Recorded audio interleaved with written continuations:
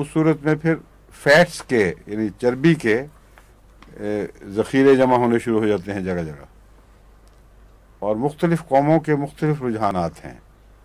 बाज़ ख़ानदानों की भी बाज़ के चर्बियाँ पीछे चढ़ती हैं और बटक्स पे चढ़ती हैं, बाज़ों के पेट पे चढ़ती हैं।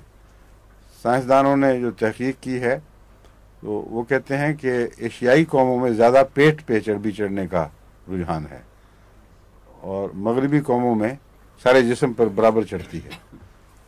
तो मुख्तलिफ मिजाज हैं, लेकिन चर्बी बहरहाल तवानाई जमा करने की खातिर होती है।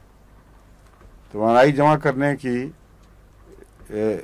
का सबसे अच्छा तरीक़ जो कुदरत ने बनाया है वो चर्बी है, क्योंकि चर्बी हर दूसरी ताकतवर ग़िज़ा से दुगनी ताकत अपने अंदर रखती है।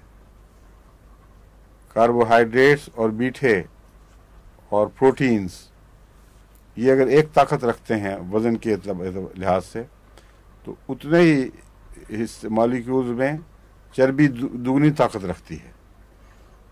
इसलिए चर्बी को ताकत के ज़ख़ीरे के तौर पर अल्लाह ताला देता है।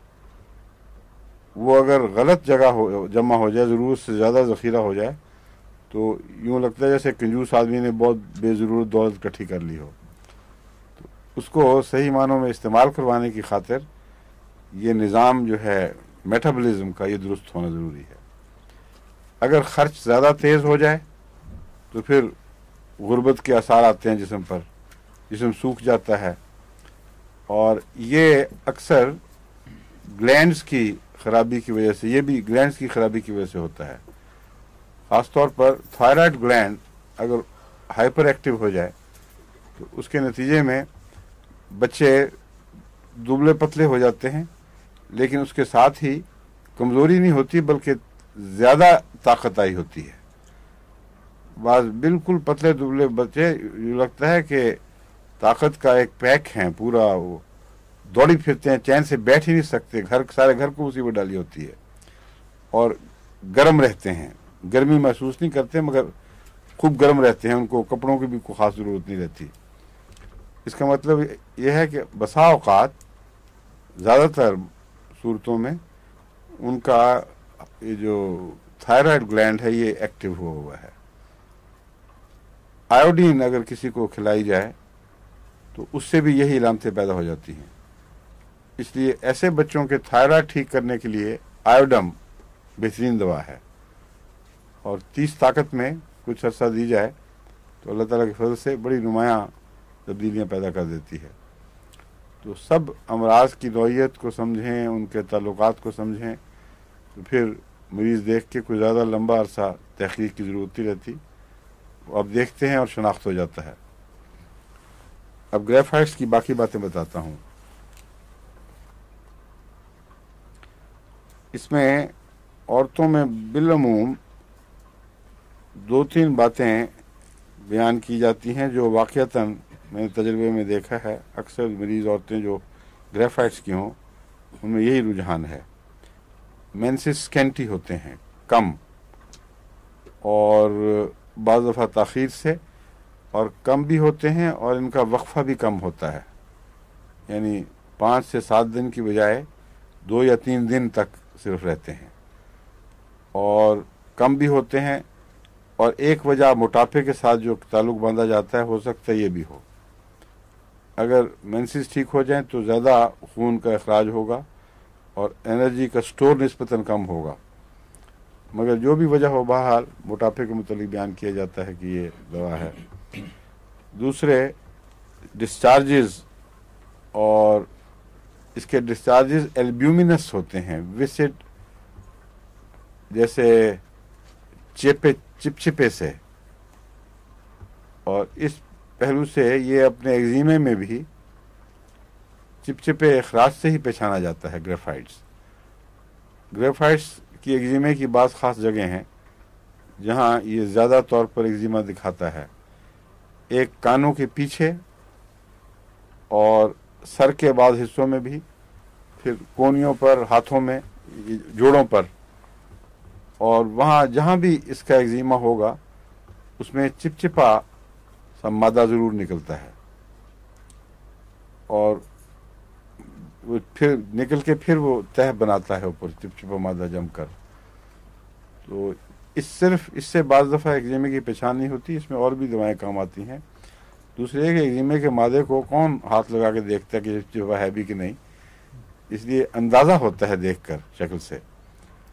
وہ جو میزریم کا اخراج ہے وہ بھی چپچپا ہی ہے، مگر وہ سر کے اوپر پورے سر پر ایک وہ خوف سا بنا دیتا ہے اور لگتا ہے پوری تہ ایک جم گئی ہے سر کے اوپر. اس سے میزریم کی شناخت ہوتی ہے زیادہ. مگر گریفائٹس کا بالعموم آپ دیکھیں کہ ایگزیمے میں کام آتا ہے، کیونکہ میں نے بعض بچوں کے علاج میں دیکھا ہے بعض دفعہ 1 یا 2 یا 3 دوائیں بار بار دینی پڑتی ہیں ورنہ وہ مرض قابو نہیں آتا. ایسے خطرناک بعض بچوں کے ایگزیمے ہوتے ہیں جلد چھوٹی عمر میں ہی کہ سارا جسم بھر جاتا ہے اور وہ کھجلا کر اپنے آپ کو خون کر لیتے ہیں، اور سارے گھر کے لیے ایک مصیبت ہے. دیکھنا بھی ان کے ساتھ تکلیف میں جاگنا اور برداشت کرنا بہت مشکل کام ہے، اور بچے بیچارے زیادہ بتا بھی نہیں سکتے. اور ان کے ایگزیمے کی شکل گریفائٹ سے بھی ملتی ہے، سورائنم سے بھی ملتی ہے، اور زیادہ گہری بیماری اندر متفن ہے. اکثر ایسے ایگزیموں میں پہلے تو بالکل میں ناکام ہوا کرتا تھا، کچھ سمجھ نہیں آتی تھی. پھر میں نے سلیشیا کے متعلق سوچا کہ اس کو ساتھ اس میں شامل کرنا چاہیے علاج میں. سلیشیا جتنی دفعہ دی ہے ایسے بچوں کو بلا استثناء اندر سے پھوٹ کے مواد نکلا ہے، اور اتنا پختہ ہے یہ سلیشیا کا اثر کہ جن کو دی ہیں ان کے بعد مائیں ان کی فوراً پہچان لیتی ہیں. سلیشیا دینے سے پہلے ان کو پتہ ہوتا ہے کیا ہوگا، اور خوب پھوٹ کے نکلتا ہے. اس کو پھر صاف کرنے کے لیے یا سورائنم کام آتی ہے یا گریفائٹس. سورائنم دیں تو اس کو کچھ خشک کر دیتی ہے، مگر سورائنم خشک کرنے کے بعد بعض دفعہ پھر مرض کا صفایا نہیں کر سکتی، تو خشکی میں ایک کھجلی پیدا ہو جاتی ہے، پھر بچہ چھیلتا ہے. لیکن تسکین ضرور دیتی ہے، وقفے لمبے ڈالنے لگ جاتی ہے.